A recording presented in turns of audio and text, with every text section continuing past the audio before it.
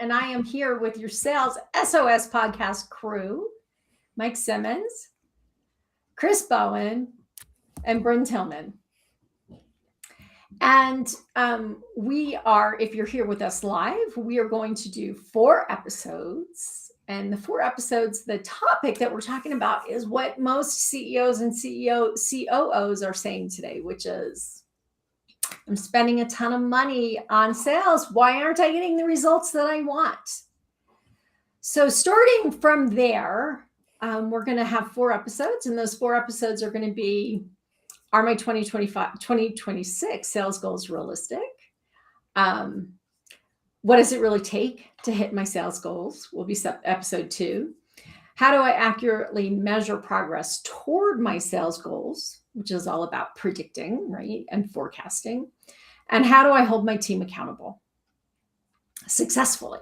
So those are the topics we're going to talk about, and we're going to dive in right now to the first episode. And here we go. Hello, and welcome to the Sales SOS podcast. I'm Liz Hyman, your host. Well, let's just do that again because I clearly can't breathe. All right, let's start that over.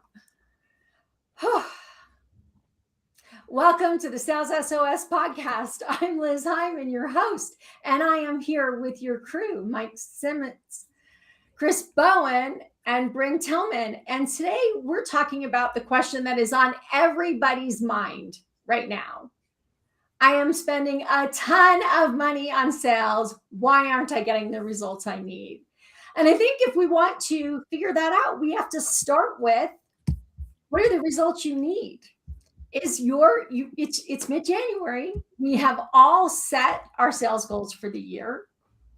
And we're all sitting there looking at them saying, are we going to hit those? Are we not going to hit those? And so the real question is, are those goals accurate? Can you actually do what you have set out to do? So how do we figure out, you guys, are the sales goals that the CEOs have set, are they realistic? How do you even start to figure that out? Bryn? I think we have to start with history, right? What has worked before? What hasn't worked before? Why have we not met goals before? And what do we do really, really well? And then make sure we're doing more of that. So, I'm working with a client right now where we sat down and we looked at the 2026 goals, both from the individual contributor and the team as a whole. And the first thing that I noticed is there's a ton of expectations that the activity they're asking them to do will never hit that goal. Because one person can't possibly do what's being asked of them. Is that what you're saying? They set an activity goal that is not doable. So they set a goal where their activities were misaligned. Let's say it that way. What they expected them to do on a daily basis was never going to hit, based on history and what's worked before and hasn't worked before. The expectation of what they wanted them to do, the KPIs, the activities they wanted to do daily, has never produced the numbers they're looking for today. And they didn't adjust it. They just made their goal more. So in some of the adjusting, they want more activity. But when we looked at more activity, it was more activity that didn't produce. So it was so misaligned. It was really a fun exercise, right?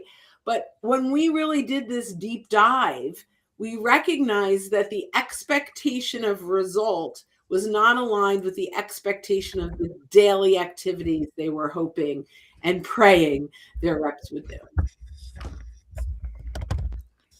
Chris, Mike, what do you think about that?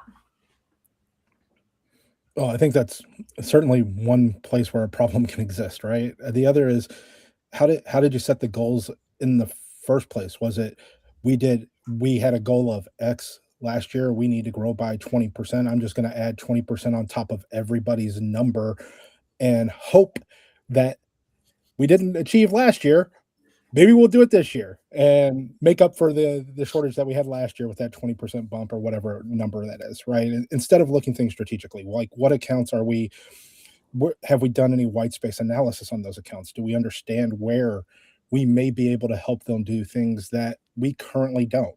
Are they spending money with a competitor in one of those spaces? That would be a great potential opportunity for us to understand, right?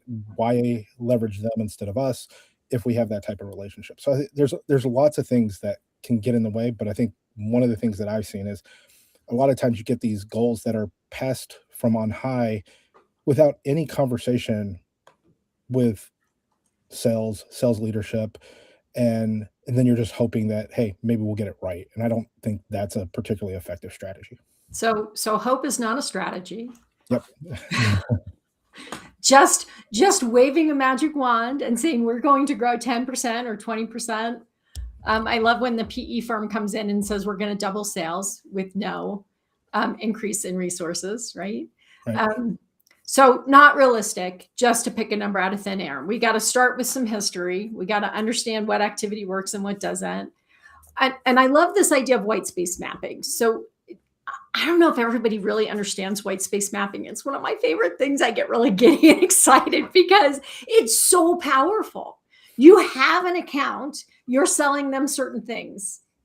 So if you go back and look at that account and you look at all of the divisions and all of the departments and all of the whatever franchisees or whatever it is that they have, and you say, who are we selling what to? All of a sudden you start to identify a bunch of places where you can grow. And I will tell you, for those of you who are out there going, how are we going to hit our number? With a $40 million company, I can typically do white space mapping and find $5 million worth of opportunities that aren't being pursued. Now, you may not close those, but they're not even being thought about. Right. Right. So if you want, it's a really good place to start with our existing customers. How much more business can we actually get? Mike, what have you got for us? I think, everybody's kind of hit on the big ones. There's, if you lack alignment inside the business, it's going to be hard for the business to hit objectives that are established, because many times those objectives are established based on someone's perspective, maybe something they heard at a conference, or something somebody on the board said that there are other companies that there are members of boards on are seeing these kind of growth numbers, or looking at the bench. The one that I love is when people look at benchmark for your industry, and what you forget is there's a bit of a difference between each of those companies that are in those industries, both from a maturity perspective, at all levels inside the organization, a size perspective, a market perspective.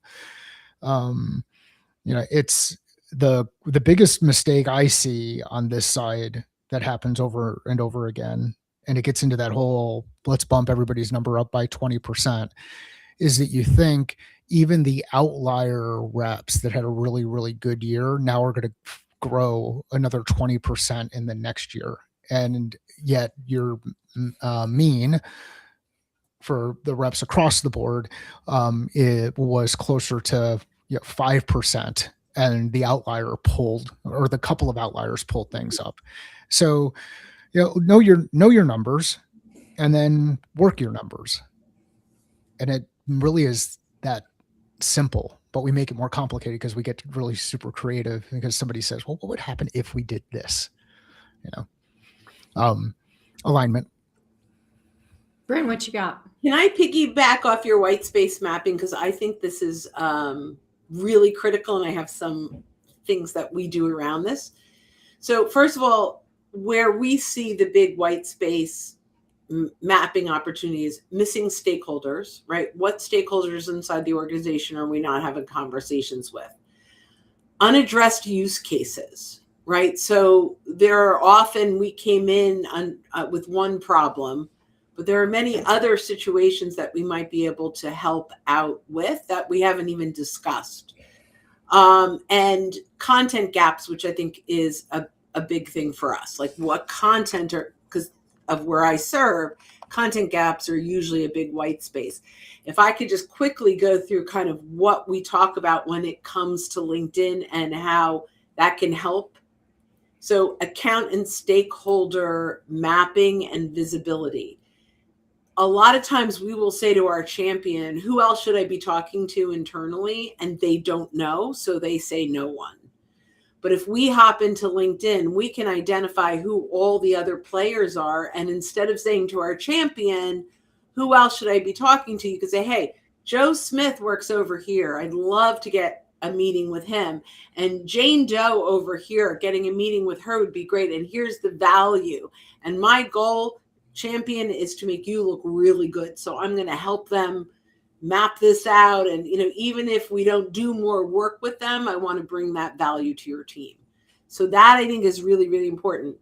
The other thing is you're going to get some real-time insights and signals from LinkedIn, like change jobs and things that are happening that can help us expand inside of a market.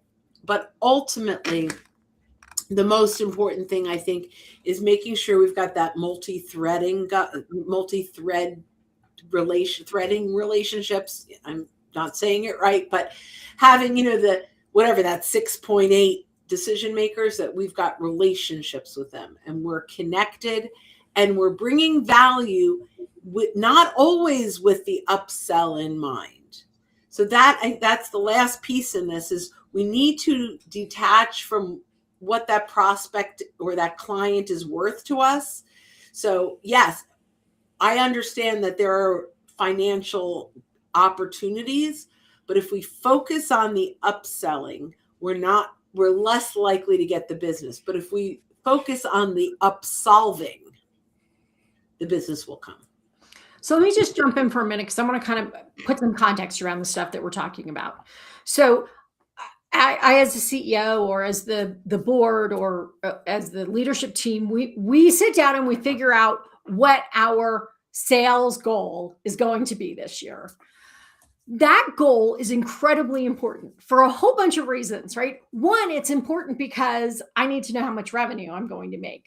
But I also need to know, how many people am I going to hire, and how much stuff am I going to order, and do I need new equipment, or do I need to fill equipment that we are, right? These things matter. So when you arbitrarily pull a sales goal out of thin air and expect that magically you're going to hit it because you said so, you're creating problems throughout the organization. So that's the first thing. So it matters whether my sales goal is accurate or not. So the second thing that we're sitting here talking about is activity. What activity am I doing? What activity is my team doing? Who is doing what that's going to lead us to this goal that we have set?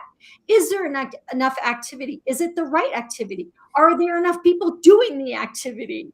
Are there other resources required in order to do the activity? Can we afford to do this, right? So now I'm like, okay, so what's the activity that it's going to take to get there? And the next thing we start thinking about is, what about the accounts that I already have, right? And this is where we start talking about white space mapping. Have this account, how much can I grow it? I don't know. Oh. You there? Okay. Yeah. Oh, yeah. Sorry. And then the next thing is, oh, now Siri wants to talk to me. The next thing is, do I have some basis for why I made this decision, or is it just a wag? Is it truly just a wild guess that no one has any basis in reality? Or have we actually looked at all of the things that are going on, the history, what's going on in the marketplace, like Mike said, the capacity of the sellers that I have, the skill set of the sellers that I have? And am I working in reality? Let's face it. If you look at the United States right now, and this number, it keeps getting worse every time I look at it, but I think we're at like 40% of US sales reps will hit their goal. 60% will not hit their goal. And what Mike just said is that in most companies, right, 60% didn't hit their goal. 40% hit their goal, 10% sold so much more than everybody else that they made up for it. Maybe, if you're lucky. Yeah. So this isn't redoing this again and again and again doesn't get you close to your goal, right? So But- how do I know if that goal is realistic? Bryn, Just speak. really quickly, I'm You gonna can't see her raising her hand. She's like, Liz, let me speak. Okay. pick me. No, so just really quickly, and then I want to hear everything Mike has to say. I believe in 2026, this is the year of the referral. I think everything else is noise. I teach LinkedIn, and yes, content matters, and all those things matter. But what is going to convert this year? What makes us stand out? All IP is now public domain. Before we were talking about Notebook LM, and there is a Chrome extension where you can download every single person's YouTube videos from the last 400 years. I know that was exaggerated, but you can, and then you can talk to it as an AI. All IP is open domain. The only way we're going to get sales is through trust and credibility. And in my opinion, it's through referrals. So the activity that all companies, unless you're transaction based, needs to focus on differently is this is the year of referrals. You need to strengthen your relationships and make sure you're leveraging them for internal introductions and external introductions and introductions into their other trusted vendors that we can build relationships with and then deepen our referral partners. Now, I want to hear everything Mike has to say. The answer to a lot of this stuff is not more. Yeah, that's what we get to report on in our CRMs, and that's what we get to report on in the meetings, and we'll distract people with more information, more charts, more colors, more whatever. And the reality is, the way to attack any complex problem is to deconstruct it, break it down into smaller pieces so that you can create both a level of focus on the things that matter. And a lot of you out there who are listening to this and watching this and paying attention to it are thinking about, things like number of calls, or you're thinking about number of emails, or you're thinking about number of touch points, or you're thinking about number of proposals sent, or you're thinking about any of these kind of things. And what you're not looking at is, of those things that you do, which ones really work? What's your strategy? Like, we talk a lot about tactics, and that ends up falling into these giant checklists. And I can tell you, I've made this mistake before as a leader. I've added more stuff to the to-do list of my team by saying we need to do more. And the reality is, use the machines to do some of the more stuff. Go out there and do the right things in the right order to achieve the results with the right people. And part of that is, like Bryn talked about, the importance of referrals, knowing who inside your network, both inside your existing customer base and inside their organization, but inside your existing customer base and their network, who else should you be working with?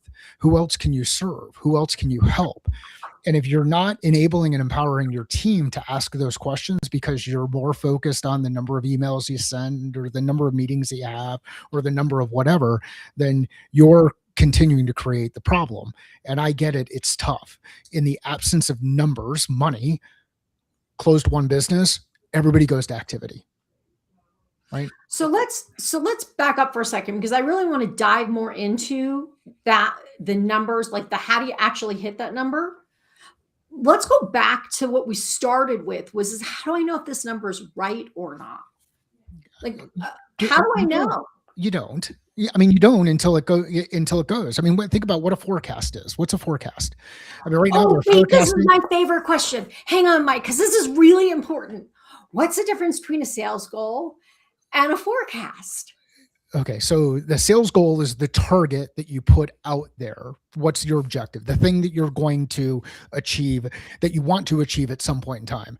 At the beginning of time, when you go and create that goal, you're forecasting that there's a likelihood that you're going to achieve that piece. And ideally, you have some level of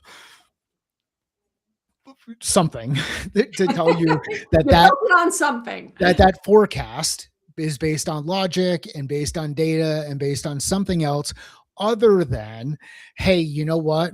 In order to fund each of the projects that we've got to do this year, we're going to need to grow our top line by this percent. So let's just go ahead and do it. And then let's split that up based on the number of reps that we have. And if the reps can't perform at that level, let's just add a couple of more headcount in here, because that's going to fix it, because we know 1 + 1 always equals 2.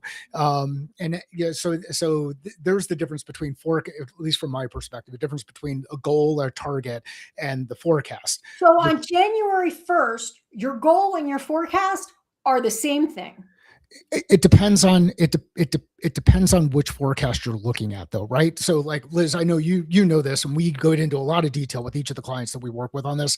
There's going to be, you don't, even though you come in at 0 on January 1st as far as the amount of sales, you don't come in 0 relative to the pipeline that you've got sitting out there, and then the probability of sale associated with that pipeline, right? So then you're doing a little bit of math in your head and on the machine and all the other things, but you're going through and you're saying, you know what, we've got this that's sitting out there. The one that I love is when you've got a rep who has a deal, a significant deal that will move the business at the end of 2025, but it leaks into the following year. And now you just add that number on top of their target for the year because it leaked in the next year. Like, excuse me, I won't curse. Are we kidding ourselves? We all see it and we know that it happens. So yes, on that first day, or when you put your planning together in September, October, you're forecasting a sales goal or a sales target, which is separate from the forecast that is that a lot of people will be looking at relative to what's sitting inside their CRM relative to total pipeline and probability of sale associated with it. That might be too nuanced or detailed. But No. It's perfect. So, hang on one second, Brent. So what's really important that Mike said, I mean, it was all important, but what's really important is that if our CRM is up to date, if we are all using the same language, and if everything is accurate, and the sales reps aren't just arbitrarily throwing stuff in wherever they feel like it, you actually can look at your CRM and figure out, if you have a 9-month sales cycle, whether or not you are positioned to be where you need to be 9 months from now. And that means in February, you will be able to look and see if you are positioned to be where you need to be in November, right? So that CRM that is so much noise and garbage and unreliable is taking away your ability to predict. And until it becomes accurate and a common language, that forecasting is no different than the wag you made when you said we're going to add 10% to everybody's goal this year. Bryn, what were you going to say? Well, go ahead, Mike, finish and then so just one more piece on it. So as a sales leader or a business owner, whichever one you are who's out there listening to this, or as someone who influences them because you've got their direct access to them, ask them how many products or services you explored last year that you had all the intent to purchase, but ultimately decided not to for whatever reason. And ask yourself, what do you have on the horizon for what you're going to do next year that you have all the intention and you've set aside budget for, but at some point in time, you're going to go ahead and delay the decision because your number's not coming together. And then think about how that compounds across the market that you're working with. So it's not just like not only do you have your data relative to what your customers are doing inside your CRM, if you work with Liz and get things lined up properly, but you also have your data relative to the decisions you make as an executive team. And when you map both of those together based on what you're seeing in the economic environment, you can then start to say, here's where our additional risk is as an organization. But most of you won't. And the reason why you won't is because it's so much easier to just put a bunch of numbers on a slide and say, we grew by this percent or we grew by that percent, and hope. So anyway. Sorry. I just want to jump in on the difference between goal and forecast, because I like to simplify it. The sales goal is like aspirational, right? So it answers, what do we want to achieve? What outcomes are we aiming for? What what revenues are we targeting? That to me is the sales goal, where the sales forecast is what is likely to happen based on current data, which is just what Liz said, right? But what revenue can we reasonably expect based on our pipeline today, right? But also, the last piece I want to put in here is what are the gaps that exist or the risks that exist that can undermine that forecast, because that has to be part of the forecast, right? Okay, so let me just then follow up on that. What we need to know, again, going back to the data, if 50% of American sales leaders are not confident about their forecasts, that means 50% of American CEOs are not confident about their forecast. And even if your head of sales is telling you that they're confident, you need to double check, because they may not tell you, right? So you don't want to be surprised. The second thing that I want to say, and Mike said it and Bryn said it, there are two things that matter a lot in this. One is, what is the economic environment? And whatever your feelings are about tariffs, they will or won't impact your business in a certain way. Whatever you feel about, economic policy or fiscal policy, it will or will not impact your company in a specific way. And nobody really wants to think about economics. It's important. It's important because it will help you make judgments. Now, we can never predict COVID or something like that, but we can look around at the economic factors, the economic environment that we're in, and make some decisions. And I think the other piece of this is the markets. The market that bought the most from you this year may not be the market that buys the most from you next year. What's going on in the different markets that you're selling to? What's going on in hospitals versus what's going on in tech? What's going on, in whatever the different environment is, whatever the different market is, that vertical is facing a different set of pressures, and it's really important. Go, Mike. Yeah, when you look at this too, there's a couple of ways to look at numbers. I mean, there's this whole lies, damn lies, and statistics, right? So, but when you look at numbers, okay, don't say nasty things about me because I'm a statistician. That just isn't nice, Mike. We haven't even gotten into the nasty yet. So when you look at the numbers, you might actually look at the detail inside your CRM, and you might actually find out that maybe one market only grew by 100K and another market grew by $1 million.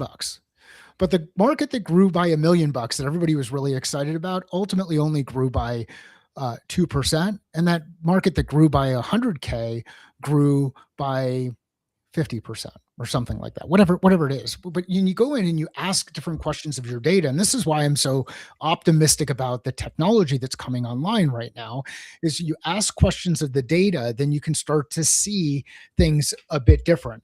Remember, confidence and competence are not necessarily directly correlated. Amen. Chris, you had something to wrap us up with? Well, this is going way back in this conversation, but one of the things that Mike said, where you had a small percentage of your team, we'll say 10%, because I think you repeated it, Liz, that helped pull the whole team, the whole number up, whether that made you make it or not. The other part is, did whatever reps represented that, did they basically have a bunch of things that closed at the end of the year, and now they have no pipeline? And are you now going to stick them with a much bigger target for the following year? And how motivating is that going to be for these people who have proven that they can sell your products to your customers, and now you're sort of removing a portion of the motivation? I just have to say something though, because those deals that closed at the end of the year that you didn't expect to close at the end of the year, closed because you gave them a discount, which means I hope not. I pray not. I know that's what probably happened. That's probably what happened, which means that sales rep who you told go give them a discount so we can get this closed by this year now has an empty funnel to start next year with, and they had a lower revenue, they didn't hit their sales goal in the same way, or they didn't have as high of a number. They didn't get as high as a commission because we chickened out and said we had to meet this magical number that we created, that we pulled out of thin air. So we're going to go give everybody a discount instead of waiting 1 month. Right? You mean people pull things forward? Like people do weird things to pull things forward? Come on.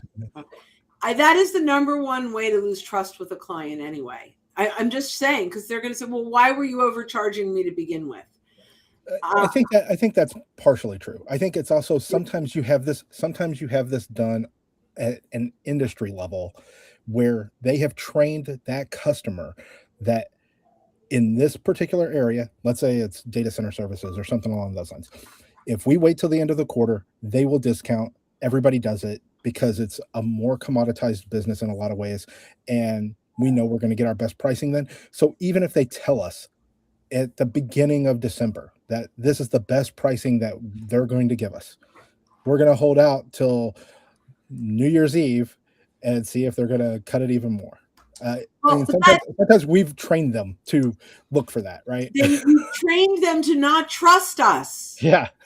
I mean, it's horrible. But that's what I'm saying. Like, I understand, like, we've got to make numbers. We've got to do whatever. I don't agree with this, but people don't realize the damage this does to your relationship when this is your strategy. Yep. Forever, they will never trust your price. Yep. No, it's absolutely true. Agreed. And I could give you story after story about that. Okay. So how do I know let's wrap this up. How do I know if my number is real or not? Is there anything backing it up other than an arbitrary increase? Do you have anything to back it up? Does the market information back that up? Does your history back that up? Does the activity that your team is capable of doing back that up? Does the economy back that up? Like, where did you get the number? And is there any data that actually supports the number that you just came up with? That's how you know if your sales goals are real. And if you're not sure, any one of us would be happy to get on the phone with you and help you look at it. I mean, I would do that anytime with anybody. Let's talk it through and figure out whether or not there's something there. So look at the math. It's math. It's math. All right. If you want to talk more about this topic and you really want to understand how you're going to hit that goal, join us in our next episode where we're going to talk about what does it take to hit your sales goal. So thanks for joining us today. Okay, you ready?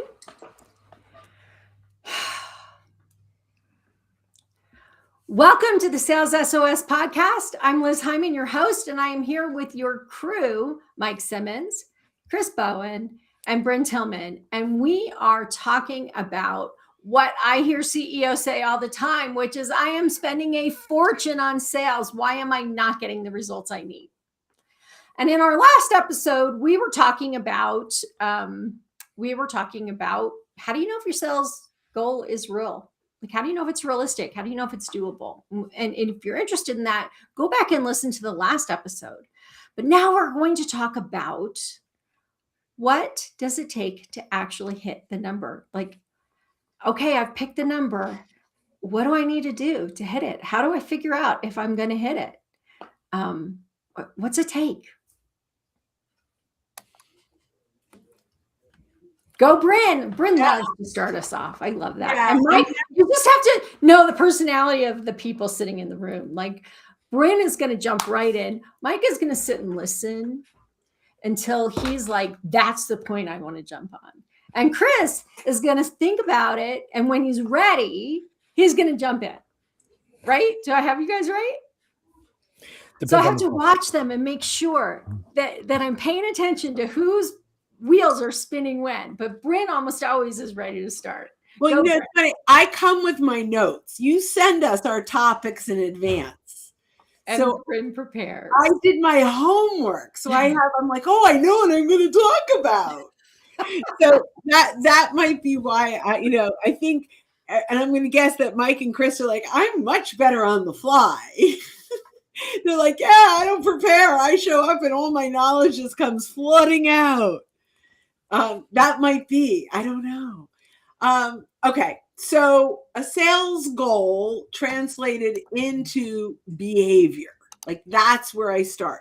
What is it going to take? Or forecast into behavior if we want to go that, to that route. But it really comes down to backing out. How many conversations does it take to get that opportunity? How many meaningful interactions? So on LinkedIn, it's really first, how many conversations, real world, from connection to conversation, does it take to get an opportunity? So in my world, it's 8 conversations to get 1 corporate opportunity. It's 2 conversations to get a member. Got 50% close on my $97, and it's on the $20, $30, $40,000. It's eight new people to get 1 of them. Maybe I need a better sales coach, but that's about where we are. How many interactions does it take with someone to get that conversation? I have to know that in order to make sure I'm getting my 8 a month if I want to close 1 deal a month. That's just the way that it is, right? So, and then do I have the list or the grouping of the right people? So I think that's really, really important. The next thing is white space awareness. I wasn't using that word before, but now I am. It's for me, it's always been we call it cross solving, right? So taking inventory of all your existing clients and identifying where the gaps are and a plan to fill those gaps. The next thing is, do you have a consistent and easy to implement? And I'm going to go back to referral opportunities. So we can identify it takes, 25 interactions to get on a phone call. Maybe it doesn't take that many, but right. Maybe it's 12 interactions with someone to eventually get on a phone call with them. But it might be 1 referral introduction will get me on a phone call. So what pathway is the most helpful? Or the quickest to get there? So taking a look at, and this is where I go into people, well, cold calling still works. Is it the best use of your time? Is cold calling 100 people to get 1 conversation and it takes an entire day to do it, or a day and a half?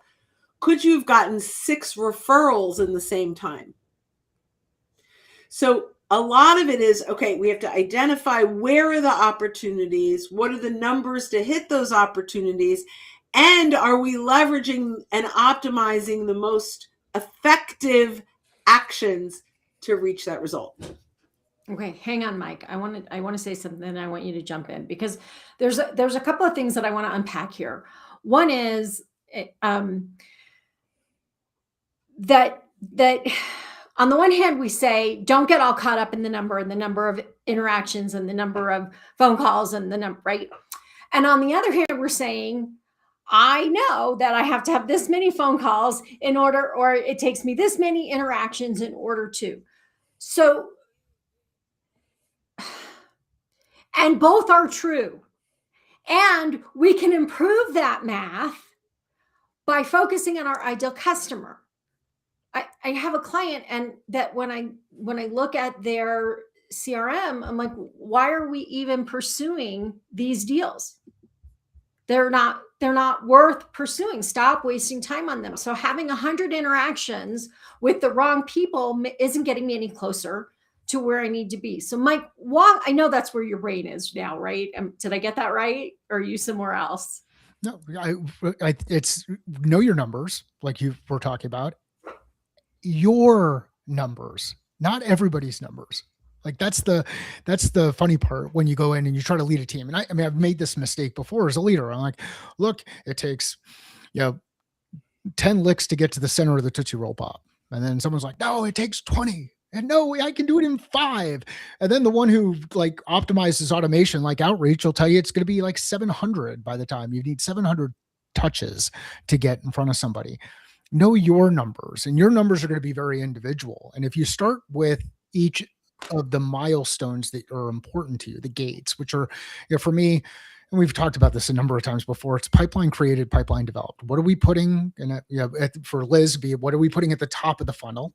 And then how are things moving through each of those individual stages as probability of sale increases?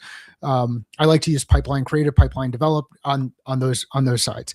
If both of those are moving in the right direction, I don't care about the other numbers.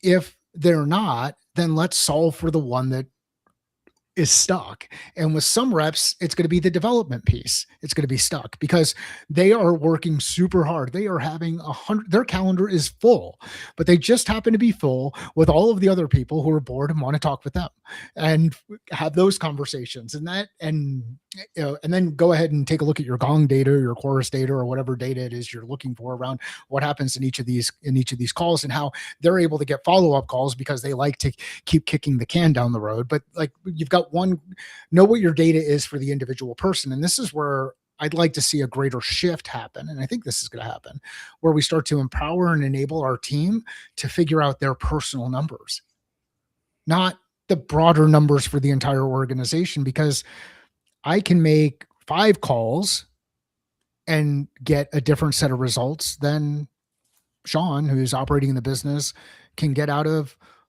20 calls.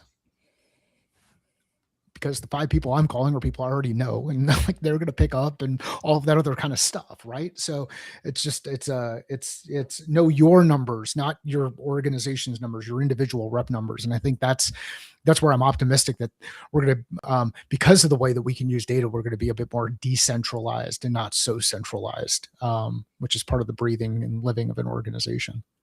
Okay, so first, we need to understand that nothing happens in sales if no activity occurs. So we must have activity of some sort in order for sales to happen. In some companies, that is all inbound. It's right. So it's all happening from the marketing side, driving people to the website, driving leads. In some companies, it's all outbound. Everything is a salesperson reaching out and finding someone to talk to. In some companies, it's mixed. So activity matters. We do have to have activity of some sort in order to hit our goal. I think another piece that we have to understand in order to be able to figure out what it's going to take to hit our goal is we need to know the truth about how long our sales cycle is. And almost everyone I ever get on the phone with tells me their sales cycle is 3 months. And what we discover when we start working is that it's 3 months from the time they submit the proposal until the deal closes, which is very different than what your sales cycle is. So that means if it's 3 months from the time they submit the proposal, that full deal cycle was 9 to 18 months of work before you got to the point where somebody said, yes, let's put together a proposal. And then if Renee were here, Renee would tell us they were probably on your site 2 years before they ever bought anything from you.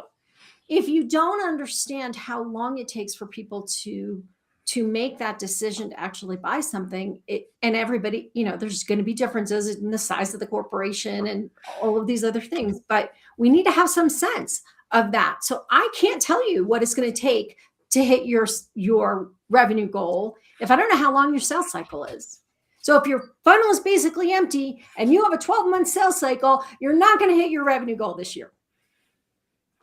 That's easy, but if you have stuff in your funnel and you're actually tracking conversations that get you there, I can begin to help you figure out whether or not you have what it takes in your funnel to hit that number. Chris, I know you're ready. Tell me what you're thinking. Well, I think one of the things, so activity, you absolutely have to have activity. Hopefully the right activity. But the thing I would also look at is, do you understand why your best customers or your most recent customers, why they've bought from you? And if you come back and say, well, it was our price, that's probably not the reason they bought. That's the easy answer that people will give. Why did they really buy from you? What was it? Was it the service? Was it the relationship that you built? What are those things that you can take from that and then figure a way of how you're going to communicate that out to your sales team. Here's where we're winning. Here's how we're winning. Doesn't mean that I'm expecting everybody to become cookie cutter salespeople, but I want to give them some other tools in their toolbox that they might not be using. And the way that I explain something versus the way that Mike explains something versus the way you explain something, we could all be saying the exact same thing and the exact same, end up at the exact same result. But the path that we took to get there is probably going to be different, certainly within certain spots. So that's what I would say is, do you understand how you actually sold things in the past, why people have bought, and can you convey that back to your team? It's going to make it a whole lot easier for you to at least figure out what's real, what's not. You can't replicate it if you don't know what it was. So if you don't know why these people bought and these people didn't, you don't know what you need to do, right? Yep. I think there's some other important things here that matter, right? One is how much activity does it actually take? So let me rephrase that, because we've said that before, but what I really mean is, are there enough hours in my day to do the work required to hit the number you gave me? Can I automate some of it, and does automating it help?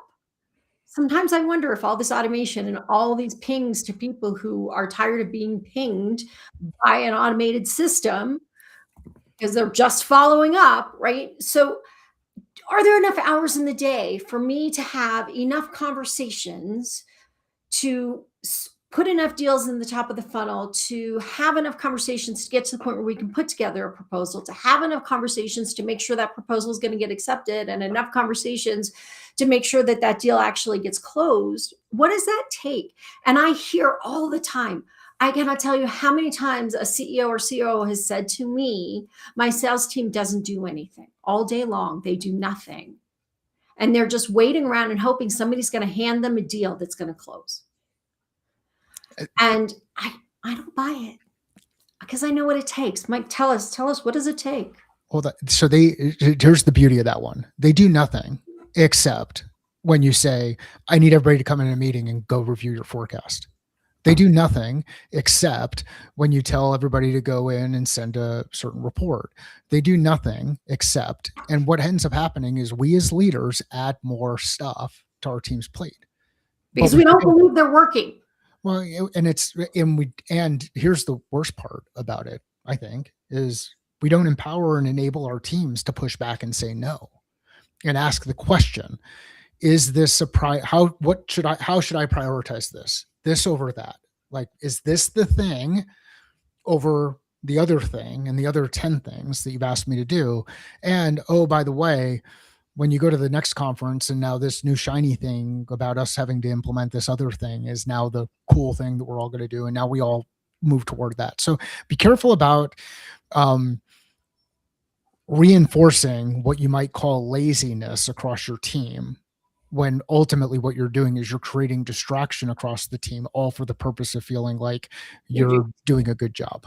Like, yeah. So, and sorry, Liz. Go ahead. One thing on that, I think one thing that, and I've said it on here before, but everybody loves to believe that they understand sales, but they don't. If they're not doing the work, they don't understand all the stuff it takes to ultimately get to that deal. What they see is the outcome, and they're like, oh, I could do that because I was on one call of the 11 that rep had in the past month. I was on one of them, so I understand exactly what he did. Right. No, I think right. And why don't we just let the engineers do sales? Well, it's kind of like telling people how to parent their kids when you're walking around Target and you see a mom walking around with a crying baby. And you don't have one. And you don't have one, and you never had one. But I could tell you exactly how to do it. Like, are you kidding me? Like, I actually was going to write a book many years ago before I had my daughter. And I'm just, and this could apply to sales, right? So I was going to write a book called I Was Never Going to. I was never going to let my kid eat candy in the car. I was never going to bribe my kid with ice cream. I was never going to feed my kid hot dogs, right? I had this whole list of things that when I became a mother, was not going to do. Guess how many of those things I did? right? My wife Oh. would tell you, you know, she would probably say, "I would never put a leash on my child in public." But however, that little girl was super fast and wanted to run, and my wife was like, "I can't catch her if she gets too far away." So guess what? This is where we're at. And I did that because we were flying through international airports with I was doing it with a 2-year-old by myself. No way. No way I was going to let somebody pick her up, right? But sales is the same way. I mean, it's exactly what Mike is saying. It's so easy to go, why didn't you say this? Why didn't you write that? Why didn't you do it this way? Why didn't you, why didn't you do that why didn't you qualify them out earlier? Why, right? All of the questioning of the sales team about what they did in their best judgment based on their experience by somebody who's not doing it. And here's the deal. Even when you do all of those things, they're still going to leave plates on the kitchen table after they're finished eating dinner when they're 23 freaking years old and haven't figured out that it goes that the plate has to get to the there's no right? Like they're still gonna like Sean hears something different when I say it versus when Chris says it or Liz says it or Bryn says it. And that's the same thing that ends up happening with your team. So if the message isn't landing either way, maybe it's time to shift the messenger just to help with perspective. Yep. And or shift perspective. And a good way to do that is ask more questions. So if I could just say, I just put a post out about this Top Gun Maverick. Great line. It's not the plane, it's the pilot. That's it. That's all I wanted to say. Very good line. Yeah. Well, it's like me with all these golf clubs. If you notice, I've always got a different golf club that's in my hand. You know what? Most of them are putters. And it's not that the putter doesn't work. It's that, well, one, I like collecting them, but then two, I'm mentally broken sometimes when I'm on the golf course. Right. And we have bad moments as salespeople. We make mistakes. We have bad moments. We're not, every salesperson isn't perfect all the time. And sure, looking back, you could say it could have been done better, or why did you say this, or why did you that, or why didn't you ask this? And it doesn't matter. So let's go back to what does matter. What does matter? What is it that my team needs to do in order to hit their goal? What is it that I as a leader need to do?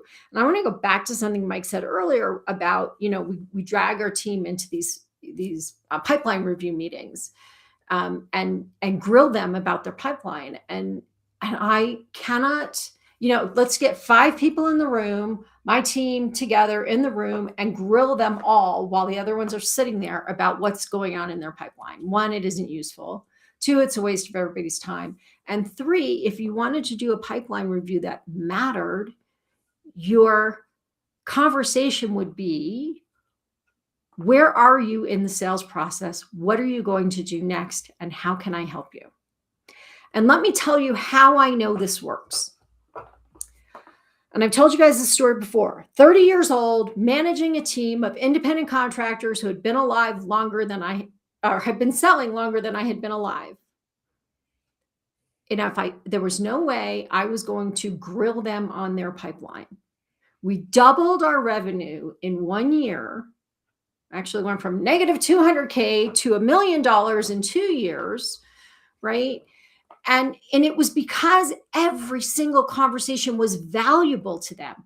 What are you going to say? What are you going to ask them? Do you want to talk about how we could do that? What do you want marketing to give to you? What do you need from me? Do you want me to do something, or do you just want me to wait? If all I'm doing is saying, tell me what's on there, tell me what the numbers are, what is closing, what's closing, why isn't it closing, why didn't you do anything?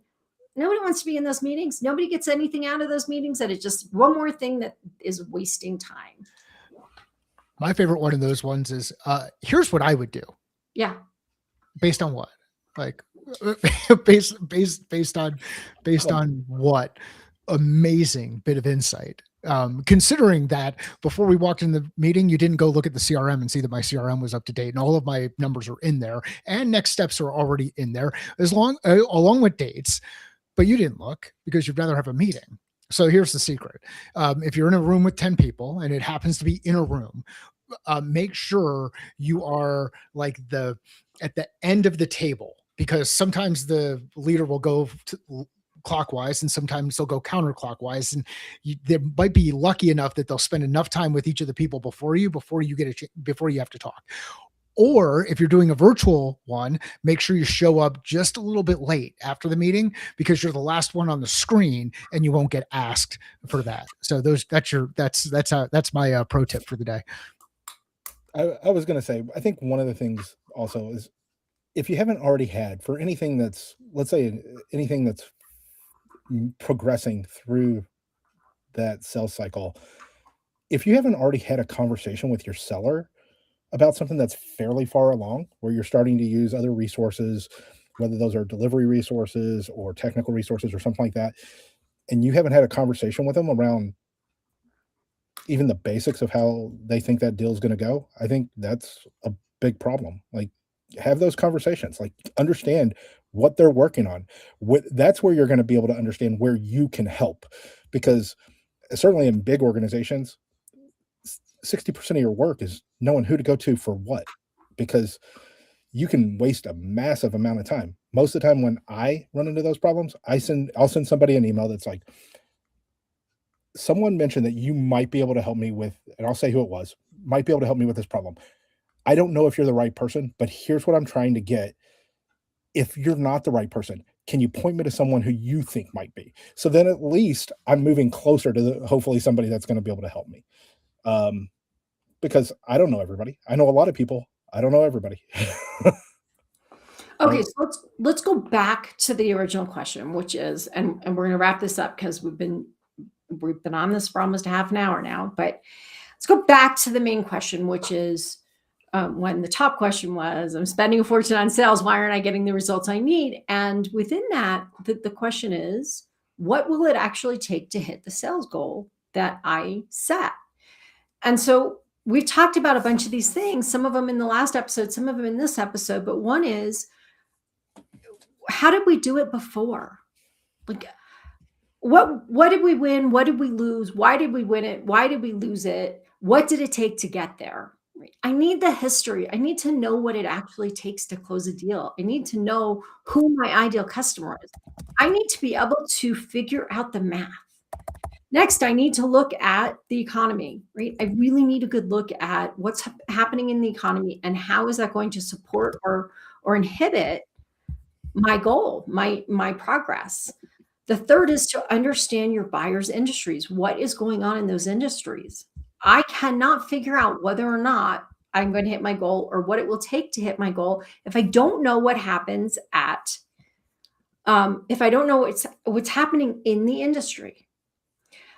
I need to understand what actual activity is required for my salesperson to hit their goal. Can they do it? I can't tell you how often I look at somebody and go, I don't think one salesperson can actually do all of that.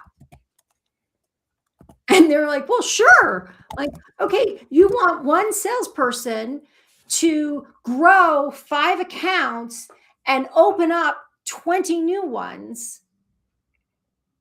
That's a lot, right? When we're talking about multi-$100,000 deals. Is that possible? Can a person do it? And then you go, well, I got Joe over here that does it. Okay, well, then what is Joe doing that enables Joe to do this that your other team members aren't doing? So you have to know what it takes. And then you can make a decision about whether your salesperson can do it. But if you've just increased your salesperson's goal, you haven't increased the price, you haven't added additional resources, you haven't gotten better products that sell more easily, you haven't done anything. You've just magically want them to sell 10% more. What are you doing that's going to support them selling 10% more? And if you haven't figured that out, they're not going to hit 10% more. And if it's 10% and then 10% and then 10% every single year without any support to do it, they're going to go somewhere else. So thinking about what does it take, you need to understand the math, and that math calculates in different ways, but you've got to understand it. Is there any last words before we wrap up this segment, this episode? Just a hello and a thank you to a couple of people who are in the chat that I completely wasn't paying attention to. Kimberly Price, David Cook, thanks for joining us today. So nice. Thanks, you guys. Thanks for noticing, Mike. I didn't notice that we had people in the chat. We were so busy. So, well, it's an exciting conversation. I mean, it's one of those things we're passionate about because we don't want you to waste your time. We don't want you to waste the team's time. We want you to be successful. And if you can't be successful for whatever reason, at least be realistic about why you can't, and then adjust appropriately, because it impacts a lot of people and a lot of people downstream. Yeah, I want you to be successful. I want CEOs, I want owners to watch their dreams come true, not decrease their revenue goal for the 5th year in a row. That's so fun. All right. In our next episode, we're going to be talking about how to accurately measure progress toward your goals. So join us in that episode if you'd like more information on that. And thanks for joining us today. Okay. So are you ready for our next episode? All right. Welcome to the Sales SOS podcast. I'm Liz Hyman, your host, and I am here with your Sales SOS podcast crew, Mike Simmons, Chris Bowen, and Bryn Tillman. And today we're talking about what I hear from CEOs and owners all the time, which is I am spending a fortune on sales and I am not getting the results I need. So one of the things that we have to understand in this is, are we tracking toward our goals? So if as a CEO, I have set a goal and I need my sales team to hit that goal, I need to know whether they're tracking toward that goal or not. Because if I don't know until the last minute, I can't fix it. So let's think for a minute about how do you figure out what the measures are that get you from where you are to where you need to be. We talked in the last episode about activity. What are the activities that happen? What are the measures that tell us whether we're getting there, and how are we tracking them accurately? I think it's having the right KPIs that are actually moving the deal forward, not busy KPIs, and not a lot of measured KPIs. And I get a lot of pushback when I talk with some clients, like, well, so we're implementing a LinkedIn and Sales Navigator program. What KPIs are we looking at? And for us, there might be 4 or 5. And because you have to be able to coach to those KPIs. So the measuring them is all good and fine. But if you can't measure and coach, there's no point in measure, right? So keeping them simple and accurate, I think, is the best way to track and also get the most out of that measurement. We're not measuring to report to the board. We're measuring so that we can coach to getting more deals signed. Okay, so really important point. We have KPIs for 2 reasons. One is we have KPIs so we understand where we are toward goal, whether or not we are going to achieve what we need to achieve. And we have KPIs because it gives us the ability to identify a problem so that we can then decide what is causing that problem, and then we can solve for it. And solving for it might be a number of things, but definitely one of those things often means coaching our salespeople to achieve the goals that they or to fix the problems that they're having. Okay, Mike, I think you have some really strong feelings about how many KPIs, how many things are we measuring? So we've said KPIs a couple of times. So let's get it laid out there. Let's Key just stop for a performance second. indicator. So wait. KPIs, OKRs, success measures. So but on the KPI side of things, so a KPI, key performance indicator. So what does a key do? A key unlocks something. right? So, all right, if we have a gate that we have to unlock, let's make sure we have the right key to go unlock it. All right. So my view on key performance indicators, one is great if you can have one, but it's super hard to be able to do it that way. If you can, so then you start to look at what are the three potential ones. And in each, especially in sales, because we're talking about decisions that are made outside of our control. They're outside. We're not the ones who are signing it to mark deals as closed won. If we were doing that, all reps we'd all be making our number and everything would be great. But you've got leading indicators, something that kind of indicates that based on these things happening, our expectation is that something else is going to happen. You have conversion indicators based on something happening. You see the conversion move into the next stage. So that could be moving through the funnel, like Liz will talk about. And then you have lagging indicators, leading, lagging, converting. If you look at your data that you're discussing with your team and using to help coach, and you cannot clearly identify whether that indicator is a leading indicator, a lagging indicator, or a converting indicator, stop coaching your team. Figure it out, then go back in and start figuring out going on the coaching side. So again, key performance indicators, a key unlocks a door, unless you've got one of those master keys that unlocks every door, but a key unlocks a door. It's intended for that thing. It helps you go through that gate. Make sure you know what that key indicator is. Identify if it's leading, lagging, or converting. And remember that for teams, especially as things move along, what might be a leading indicator for sales is actually a lagging indicator for marketing. So let's know where those things fit in. And if you're struggling with those definitions, use Google and search. And if you are struggling with the question to ask, then come talk with some of us. So there you go. That's my view on those. As simple as possible, complex as necessary, and you simplify by reducing. Okay, Chris, what you got for us?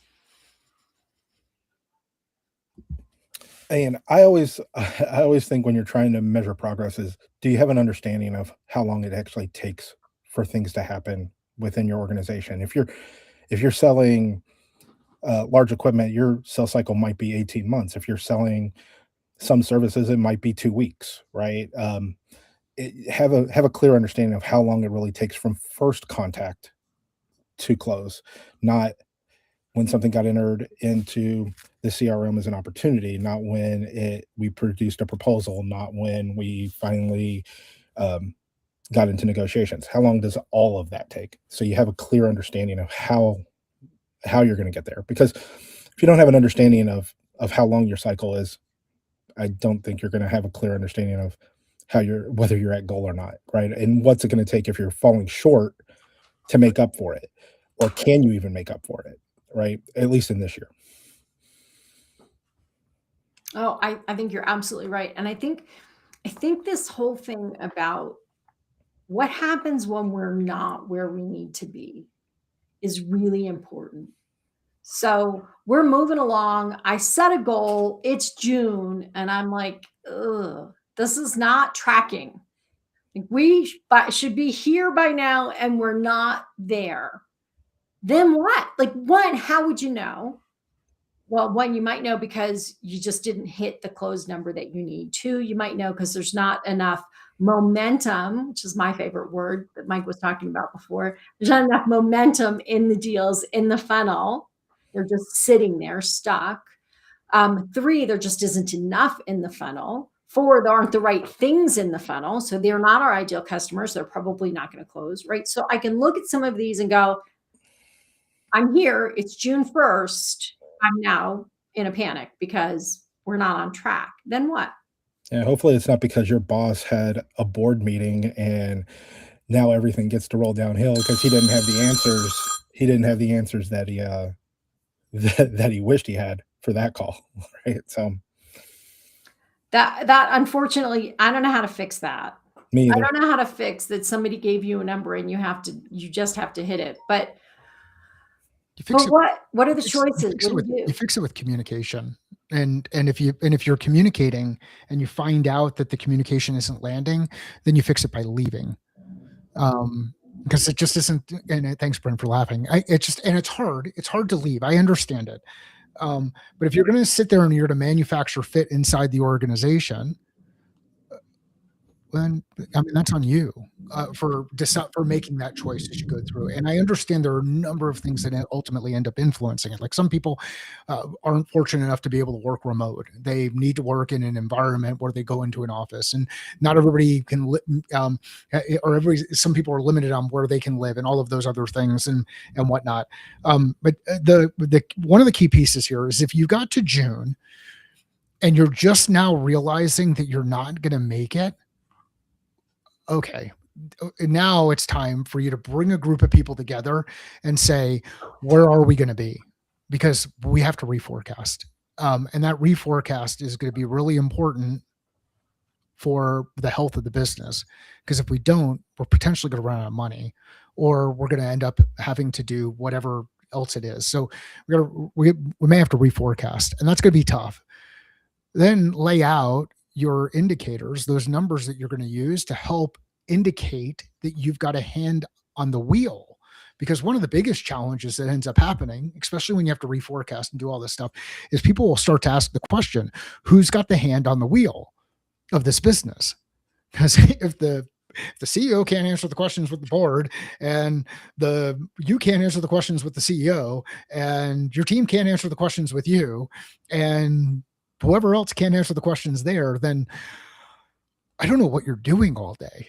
And if that's the case, then you got to go back through and reevaluate, hey, what are we doing all day? And I know this is harsh and it's tough, and everybody keeps adding more stuff to it. So don't, I mean, like there's a reason why I have wrinkles, gray hair, extra weight in my chin and my gut and all of those other things. Like the stress is there and the stress is real. But you're not the first one to ever deal with it, and you're not the last one to ever deal with it. And there's a process that you can go through. And Liz and Bran and Chris are walking you through those things, those questions that you can ask to help reveal the pieces. But if you're in June, it's time to reforecast, and don't do it alone. Because if you do it alone, the likelihood that you're going to miss on your reforecast is super, super high. Okay. Sorry to be a downer. Like no, it's true. It's true. And I think a portion of that is if it's June and you go by a calendar year, then yeah. But who knows? Sorry. If it's June, your fiscal year ends in June. Well, then okay. really. Then you should have known ahead of time.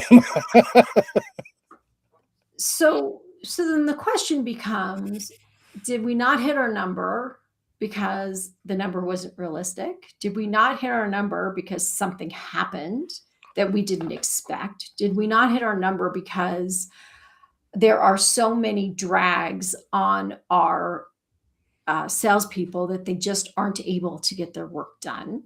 The CRM doesn't work the way they need it to. The product has so many problems that they're dealing with clients that are unhappy instead of dealing with people that they can be selling new stuff to.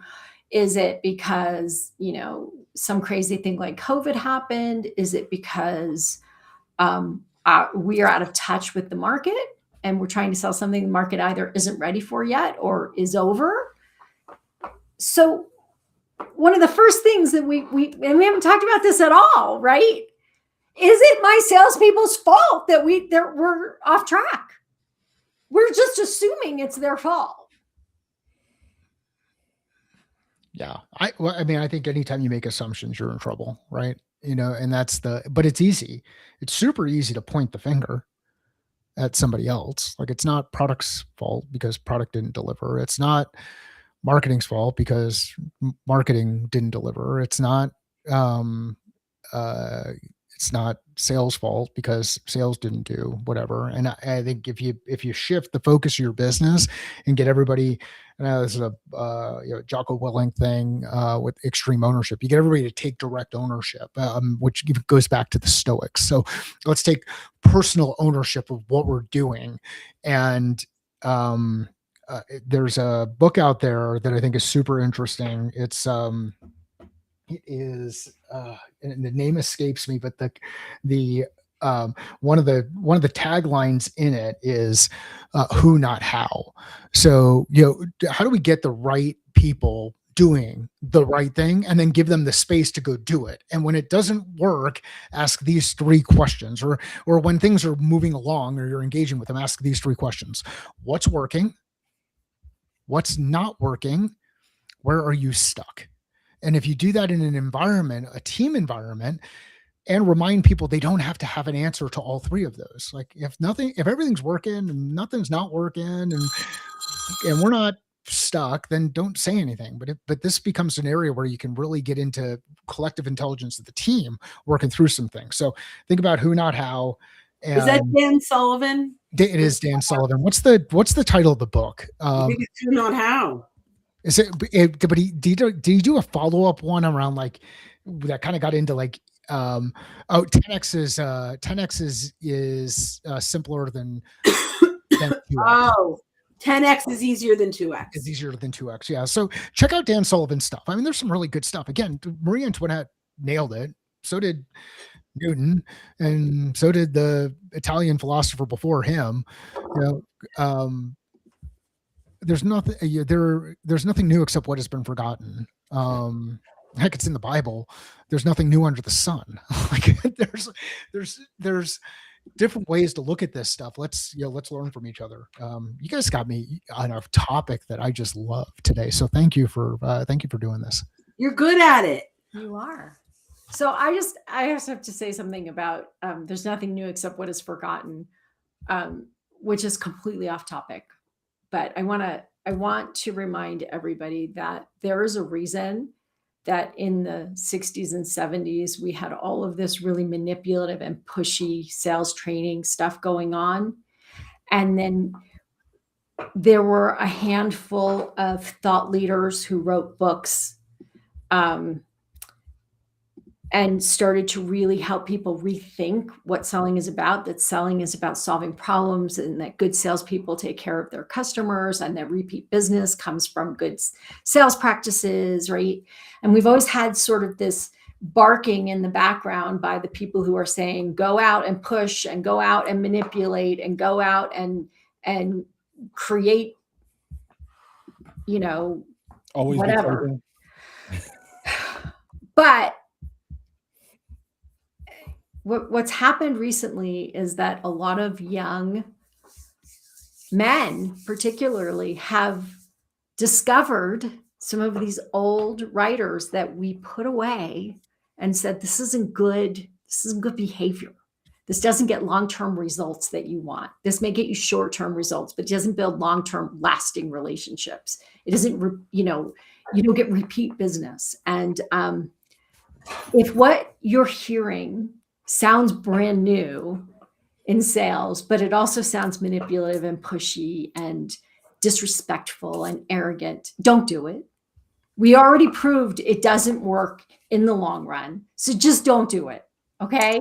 Can I just piggyback off this? Because I won't say what company they were using for sales training, but when I got into this company and we started having huge success in getting first calls, but they weren't progressing. And I'm like, my only job is to get you to hello with the right people.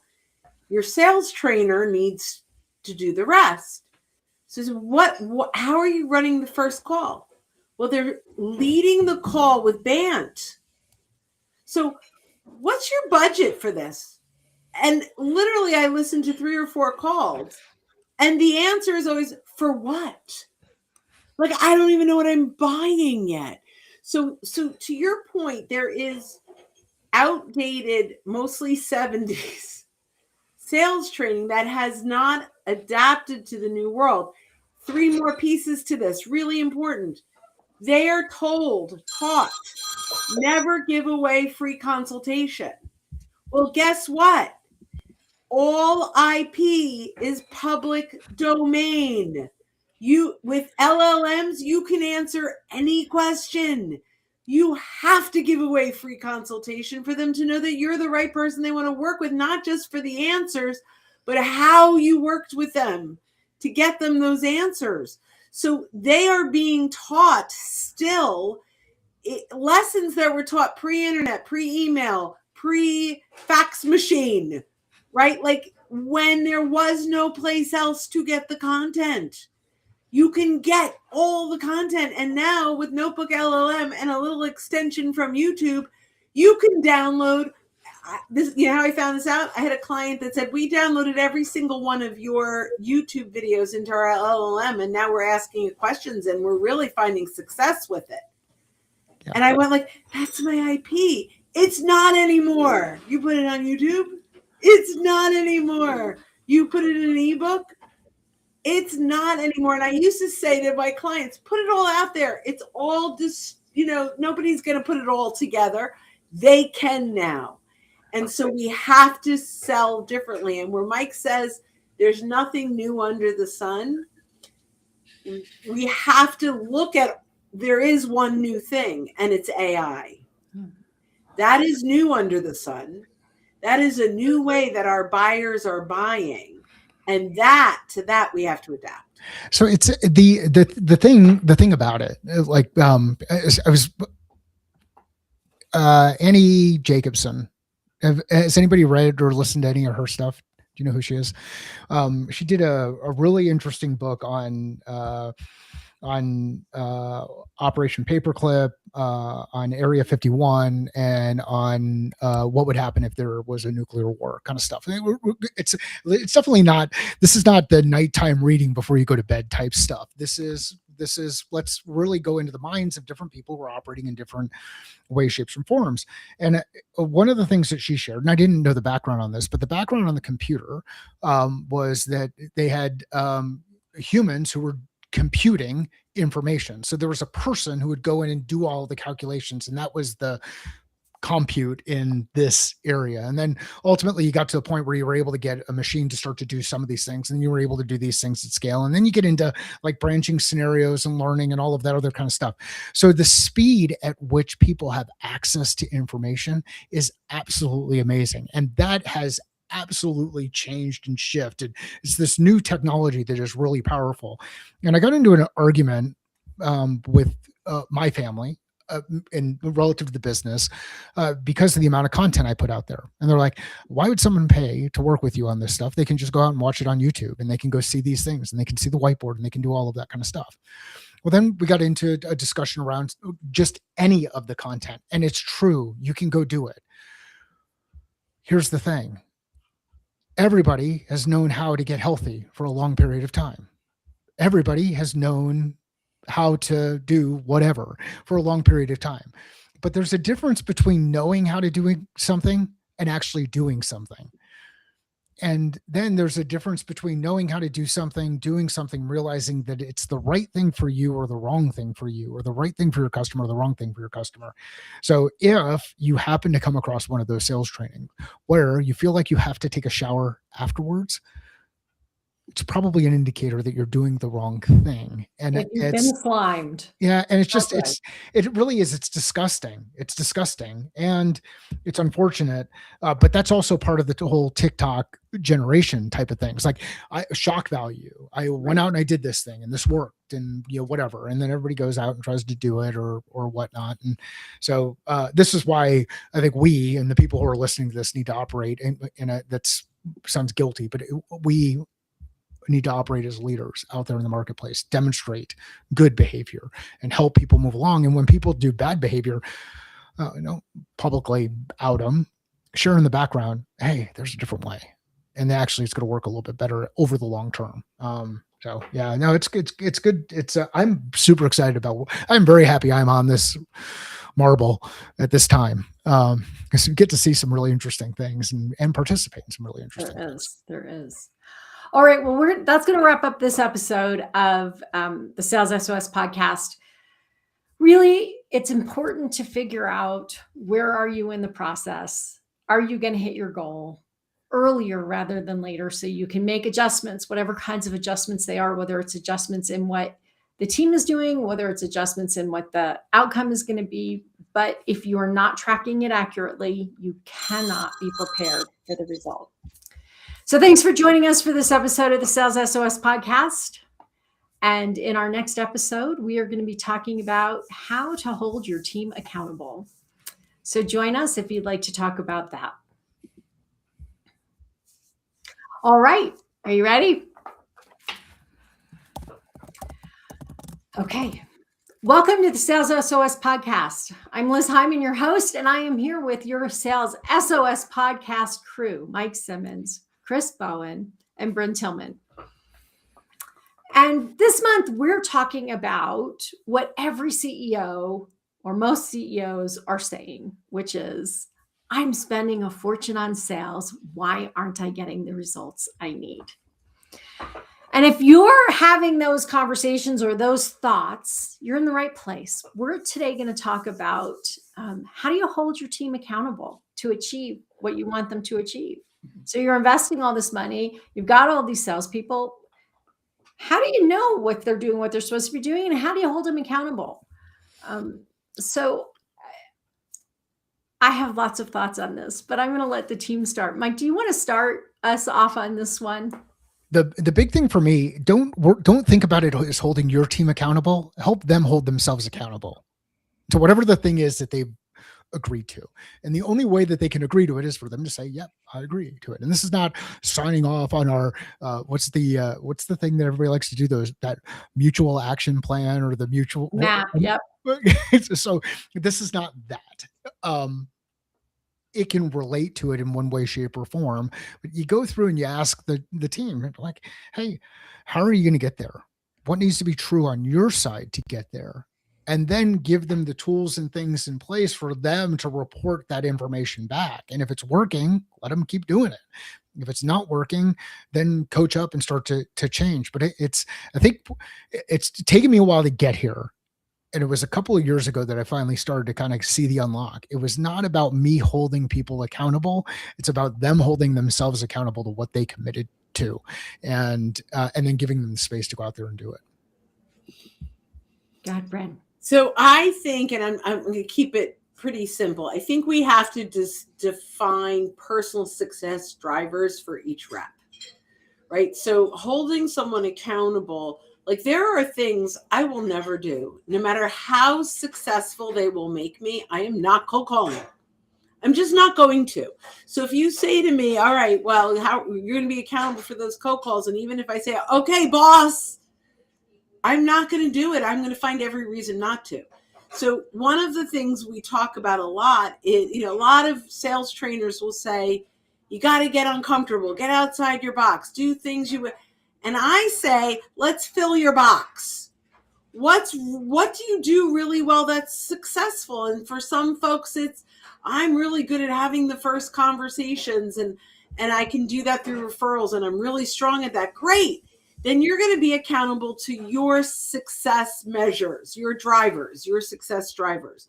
So I think before we get to accountability, we have to make sure that what we're holding them accountable, they're willing to do, and is something they're good at, and it's something that will convert. And if they can hit those three things, then that is, I believe they will be more accountable to that than anything else because it's what they want to do. But for some folks, I just want to cold call all day long and it works for me. I never want to ask for a referral. Don't hold them accountable to referrals.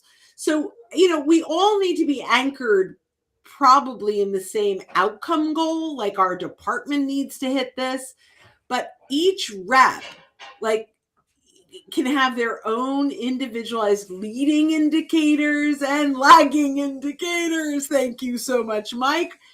But, and I think when we do that, holding them accountable becomes easier. Chris, have you got a thought? And I always tend to be like, I always tend to think, do you understand what's important to that particular individual? What are they trying to achieve? And then I try to tie it back to, well, if this is what you want to do, whether it is a short-term goal or a long-term goal, I eventually want to run a team. I eventually want to own the whole revenue function or whatever it happens to be, right? Okay. Well, in order to do that, you're going to have to go through certain things to prove that you can handle those things, and tie it back to that. If it's a new rep and their goal is, I want to be able to have enough to put a down payment on a house. Okay, well, have you figured out what that's going to take? Here's how you can get there, but this is the work that it's going to take in order to get there. And to sort of piggyback a little bit off of what Brent said, if you understand that people have certain skills, even if it's something that they may not be good at yet, right? Are they willing to put in the effort to try to get competent in that skill?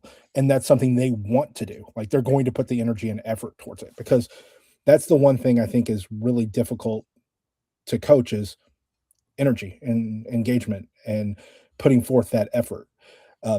But I think if you tie it back to what they want to accomplish, what they're trying to do it, and make it about them and not about you or the company or anything else, I think you have a chance at getting a little bit better success there. But that's how I tend to look at it. I want to take it a slightly different place, because I think these are all really important. The first thing is, if they're not motivated to do it by something that's important to them, they're not going to do it. That is simple. So it doesn't matter how many times I ask them if they did it and punish them for not doing it, it's not going to happen. But I also think that, and my favorite quote is a number is not a strategy, right? Just because you put a number in the air doesn't mean anybody knows how to get there. Just because I say I'm going to Springfield doesn't even mean I know which Springfield I'm going to, right? And if I am going to Springfield, Illinois, for example, which there actually is one I checked, I need a path to get there. I can't just point and shoot. Like, you can't just get in the car and start driving northeast and hope that you're going to get there. You actually have to have a plan for how you're going to get there. Where are you going to turn? When are you going to turn? What do you need to have? Do you need gas in the car in order to do it? You actually need to know what to do. And if you start your day every day and you look at your email and you start, if Bryn just told me that if she started driving northeast, she would drown before she got there, which is important to know, right? Because we have to know, how do you get there? If you start each day and you look at your email and you let those emails drive your priorities, you will never get to Springfield. You will never get where you're going, because everybody else's priorities are going to take precedence over yours. And because you don't have a plan, the next best thing is to do what other people are telling you to do. So, I've heard it said so many times that, execution is more important than strategy. And that's true. If you never execute your strategy, you don't have anything. But if all you do is a bunch of activities, all you have is chaos. So what? So if you want to hold your team accountable to something, then they need to come up with something that they need to be held accountable to. Your number is this. Can you hit it? What would it take to hit it? Let's create a territory plan. Who are you going to call on? What are the accounts you're going to grow? Who are the targets that you really want to go after? How is it you want to spend your time? What are you going to do that's going to help you keep momentum in the deals that you have? What training do you need in order to achieve the goals that you need? And what do you need from me and from the company to get there? Bryn's leaving. Ciao, Bryn. We'll see you next time. So now when I'm having a conversation, I can hold my salesperson accountable to the plan they made. So I can have my KPIs and I can try holding them accountable to those KPIs, which is great. But let's look back at the plan you made. Are you getting where you want to go? Are you following your plan? And is your plan working? And if it's not working, then what do we need to adjust it? I love having a roadmap. I think it's really powerful. And I think that often we get stuck because it's another blank slate. I can do whatever I want today. What should I do? Because that roadmap, turn left, turn right, go here, doesn't exist. So I now have Chris and Mike looking at me like I'm nuts. What do you got for me? I don't think you're nuts. I mean, for me, the thing I coach people on is the game plan. Goal setting and execution through clarity and focus. Goals, actions, metrics, execution. Like just operate in the context of 2-week sprints. 6 2-week sprints is the equivalent of a quarter. When we go through the sprints, we can evaluate, did the work? First, it's did we do the work? Because if you said you're going to do something and you're unable to account for it, then yeah, no kidding, it's not going to work. So like, be honest with yourself, like to account for accountability, to account for. Let's lay it out, go out and do the work. And if you do the work, then the cool part about it is you can look at those KPIs and say, did the work? Meaning, did it get me closer to my objective? When I'm driving to Springfield, am I working my way to where I need to go, or am I drowning? Because now I've got data points. If the work didn't work, then the next question is, have I given it enough time to work? Because sometimes it takes a little bit longer.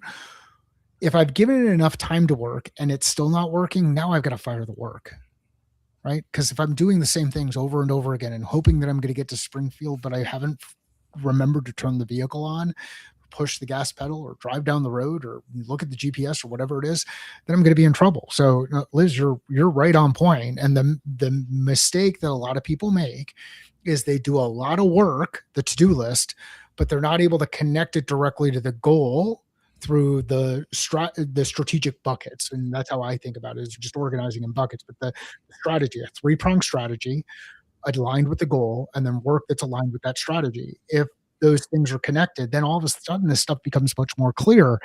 And the cool part about it, when you work together as a team and you use something like a whiteboard or documented or Miro board or MindNote or whatever it is, but you mind map this stuff out. Then when somebody comes up with the shiny stuff, you can go show the board and be like, where's your shiny thing fit into this plan? If it doesn't fit, then you gotta say, okay, I'm either going to eliminate something on the plan, which is okay because it might set me back and it might actually work out for us, and I'm going to take on some risk associated with it, or I've got to say, hey, you know what? Not right now. This is not the time to add that new thing. So, Liz, I think you are on point. Nice work. Chris, what do you got for us? I mean, I think it's always around clarity, right? Like, you know what you're trying to get, you know how you're trying to get there.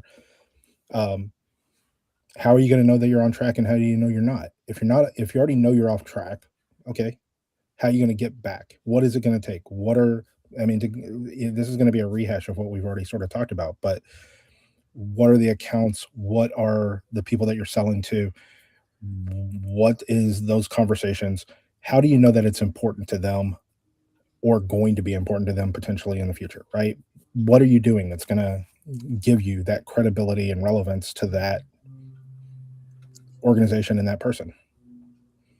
And if you can't figure that part out, you got some basic work to get done first. But that's how I tend to look at it.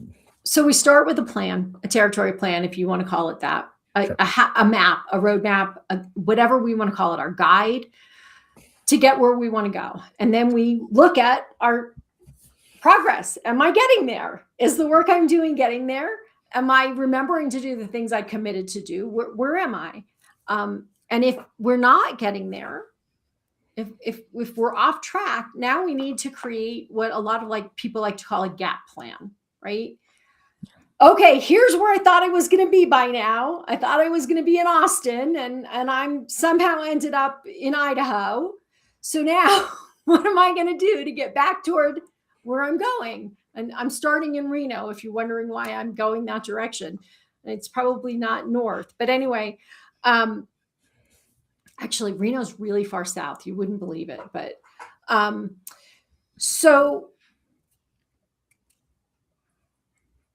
what's my gap plan? How am I resetting the course to get where I want to go? And then I want to say one other thing on accountability that I think is really, really important. And that is that I cannot hold my team accountable if I am not accountable.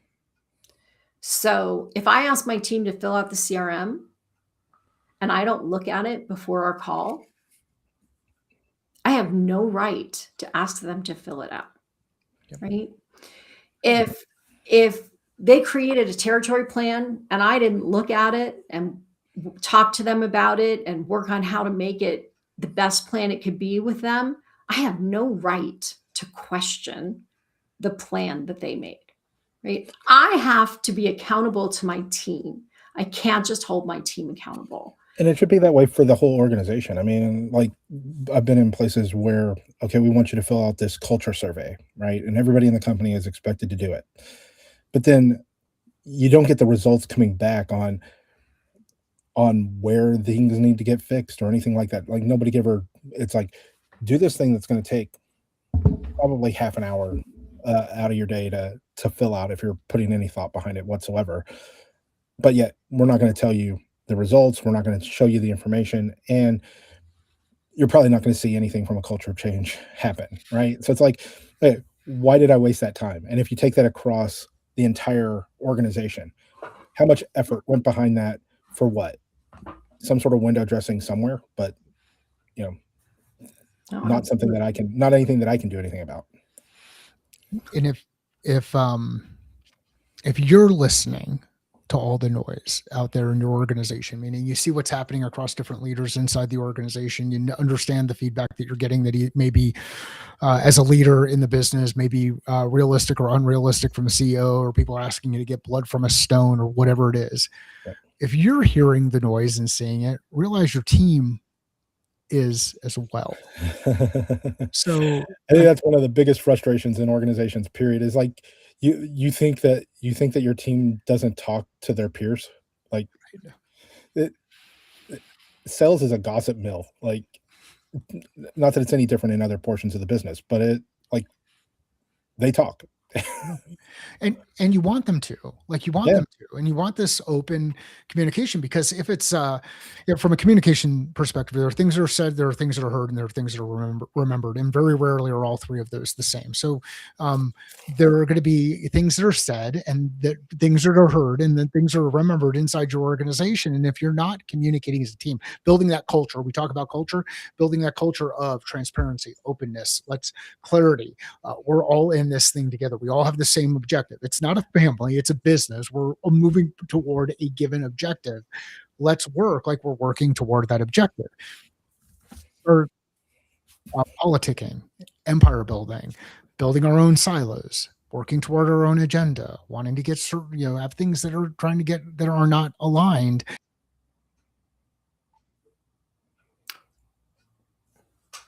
Hang on a second. We just lost Mike in the middle of a sentence. Let me see if I can figure out how to get him back. There he is. We lost something happened anyway. But if we're not aligned, then what's going to end up happening is we lack integrity. The structure won't be able to maintain its shape or maintain it or hold on when things get really rough. Or we create unnecessary friction, which creates wear and tear on the organization.